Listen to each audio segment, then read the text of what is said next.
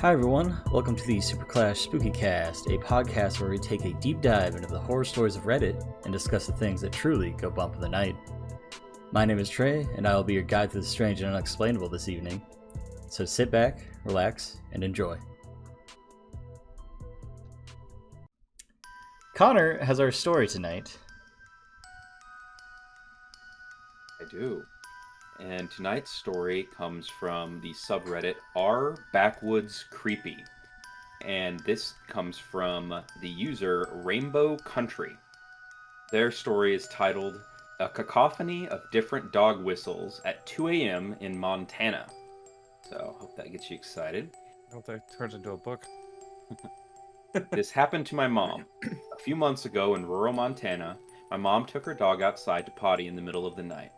She had a big yard and her dog would go off leash. While she waited for her dog, my mom said that she heard a strange whistling. She would have thought it was human, except wherever it was, it didn't seem to need to breathe. The sounds were continuous. She described it as a combination of every dog whistle you could imagine all at once. She was convinced that some creature was attempting to lure away her dog into the wilderness. Luckily, the dog didn't seem to react to the sound and returned to her after doing its business.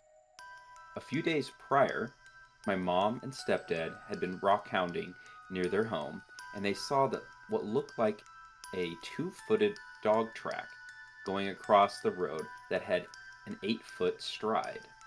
She thinks that this might have been the work of a dog man, the cryptid dog that walks upright on 2 feet. As a child, she had a Bigfoot encounter. She's terrified of and believes in the existence of cryptids because of this. When I came to visit her this summer, she would not let me take the dog out after dark, and she would not do it either.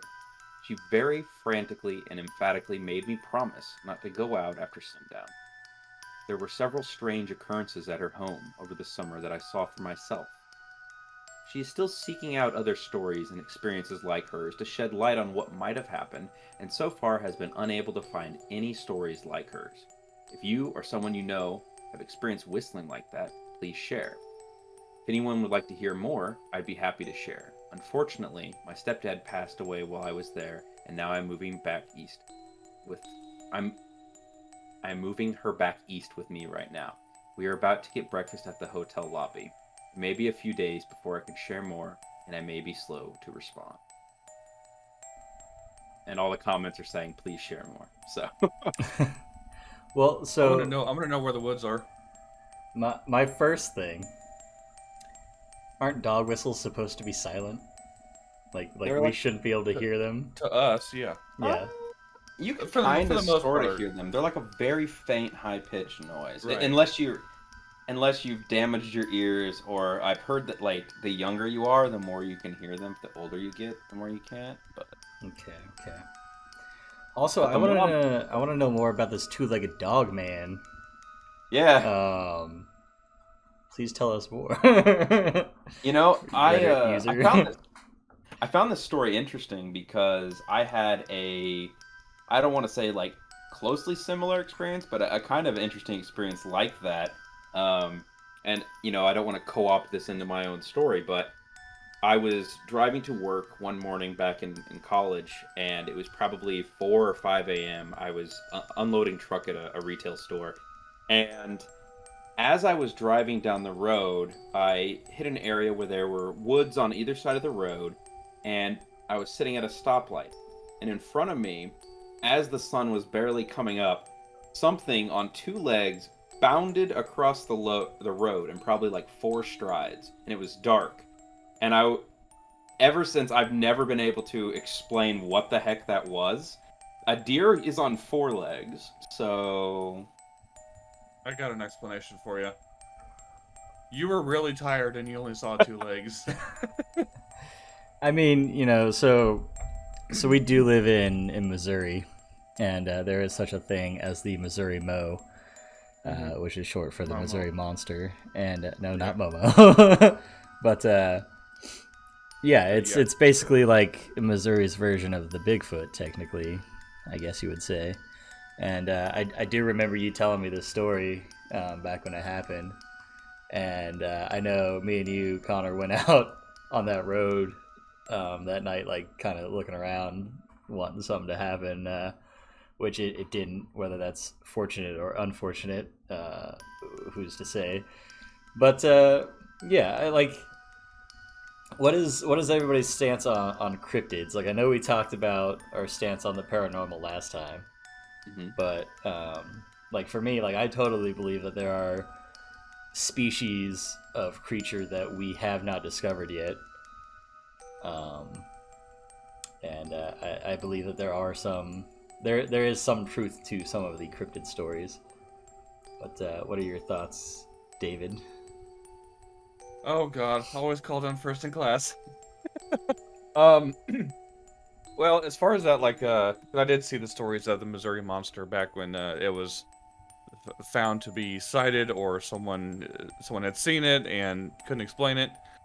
I don't know. Those kind of, I do believe, like you said, that there are monsters have yet to be discovered. No, animals that have yet to be discovered, but especially like the nocturnal ones. But I think a lot of it is going to come down to being at night and having headlights on is going to blur the image of what you're seeing. Plus, a lot of times when people drive at night, they're tired.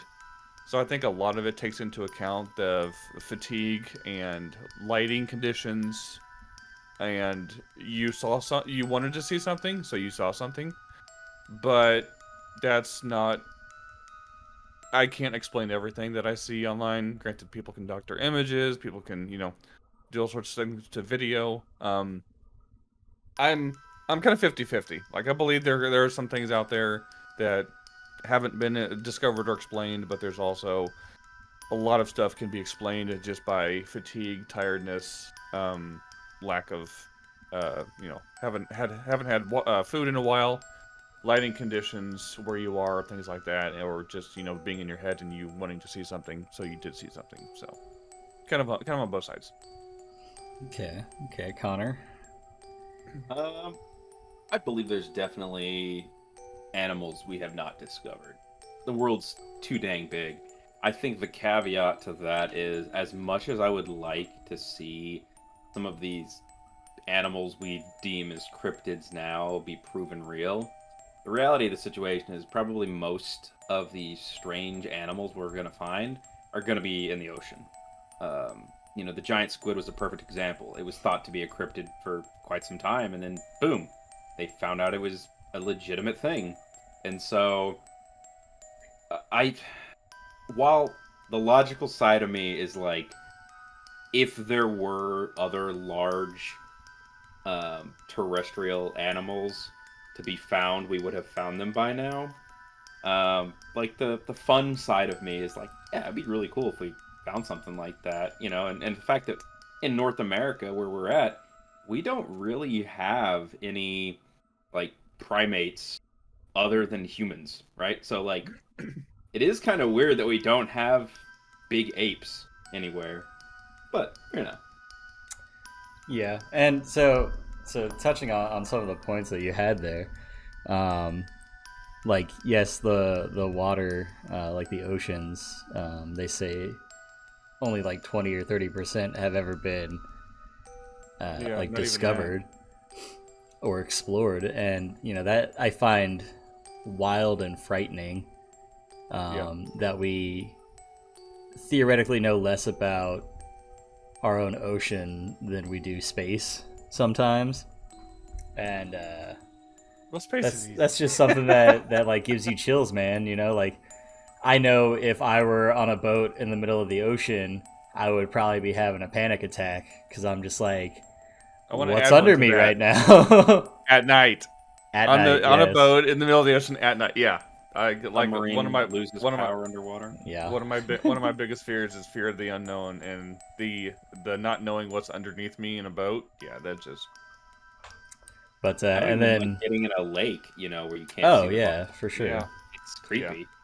Yeah, exactly. Well, especially when you're swimming and something brushes your foot. Yep, I'm out of the water. They talk about Loch Ness and stuff, and how there's like a dinosaur that lives there. That's a lake, so. Yep. I mean, it's a rather large lake, but still, like, who knows what lays beneath you. Exactly. And as for one of the other points, talking about land exploration, yes, I would say North America, there is a lot of land that has been covered and has been explored, and we pretty much know the natural life that is there. However, there are places on Earth that we don't know that information, like the Congo is still one of those places. So I think that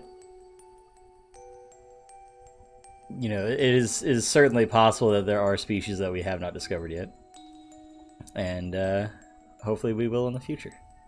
We can learn more about them. Yeah, hopefully we'll have the technology to go as deep as the bottom of the ocean and scour the whole floor and see what's down there. Maybe we can find the Godzilla tunnels. But in reality, this person who wrote the story probably just has tinnitus.